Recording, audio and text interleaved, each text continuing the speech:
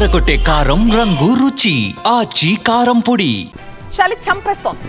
తెలంగాణలో చాలా చోట్ల ఉష్ణోగ్రతలు సింగిల్ డిజిట్ పడిపోయాయి. హైదరాబాద్ ని కోల్డ్ వేవ్స్ వణికిస్తున్నాయి. అటు ఏపీ ఏజెన్సీలో కూడా నీళ్లు గడ్డకట్టే స్థాయిలో చలిగాలు వీస్తున్నాయి. తెలుగు రాష్ట్రాల్లో మరో 3 రోజుల పాటు చలి తీవ్రత ఇలాగే కొనసాగుతుందని వాతావరణ శాఖ హెచ్చరిస్తోంది. తీవ్రమైన చలితో తెలుగు రాష్ట్రాలు వణికిపోతున్నాయి. తెలంగాణలో రాత్రిపూట ఉష్ణోగ్రతలు గణనీయంగా పడిపోతున్నాయి. తెలంగాణలో గత 10 ఏళ్ల రికార్డులను బద్దలు కొడుతూ చలి తీవ్రత కొనసాగుతోంది. 28 జిల్లాల్లో కనిష్ట ఉష్ణోగ్రతలు 10 డిగ్రీల సెల్సియస్ కంటే తక్కువగా నమోదయ్యాయి. గత 2 రోజులుగా ఉత్తరాది నుంచి వీస్తున్న శీతల గాలుల వల్ల ఈ పరిస్థితి నెలకొందని వాతావరణ శాఖ చెబుతోంది. రాబోయే 3 రోజుల పాటు చలి ఇలాగే కొనసాగే అవకాశం ఉంది. అతి శీతల గాలులతో పాటు పొగమంచు పెరిగే అవకాశం ఉందంటూ వాతావరణ కేంద్రం హెచ్చరికలు జారీ చేసింది. ఇంత చలి ఎప్పుడూ లేదంటున్నారు హైదరాబాదీలు.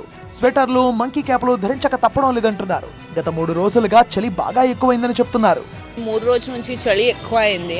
సో ఇంతకుముందు మనం స్వెటర్, ఈ మంకీ క్యాప్ ఎప్పుడు యూజ్ చేయలేము. ఈ 3 రోజుల నుంచి స్వెటర్, మంకీ క్యాప్ అన్నీ వాడేసి వస్తున్నాము. తర్వాత కూడా చాలా చలిగా అనిపిస్తుంది. లోపలికి టెంపరేచర్ ఇంకా కొంచెం 2-3 డిగ్రీస్ ఇంకా తక్కువ అవుతుంది. సో లోపలికి ఇంకా ఎక్కువ చలిగా అనిపిస్తుంది. ఇక తెలంగాణ జిల్లాల్లో చాలా చోట్ల ఉష్ణోగ్రతలు సింగిల్ డిజిట్ కే పరిమితమయ్యాయి. ఇక ఇటు ఏపీని కూడా చలి వణికిస్తోంది. మరీ ముఖ్యంగా మన్యం జిల్లాలను చలి గజగజలాడిస్తోంది. సింగిల్ డిజిట్ ఉష్ణోగ్రతలే నమోదవుతుండటంతో బయటకు రావాలంటే జనం జంకుతున్నారు.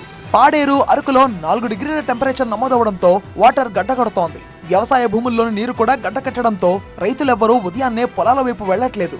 అటు ఉత్తరాది రాష్ట్రాలపై కూడా చలి పంజా విసురుతోంది. పలు చోట్ల కనిష్ట స్థాయిలో ఉష్ణోగ్రతలు నమోదవుతున్నాయి. ఉత్తరాదిన పలు ప్రాంతాల్లో దట్టమైన పొగమంచు కమ్ముకుంది. ఉష్ణోగ్రతలు పడిపోవడంతో ప్రజలు చలికి వణికిపోతున్నారు.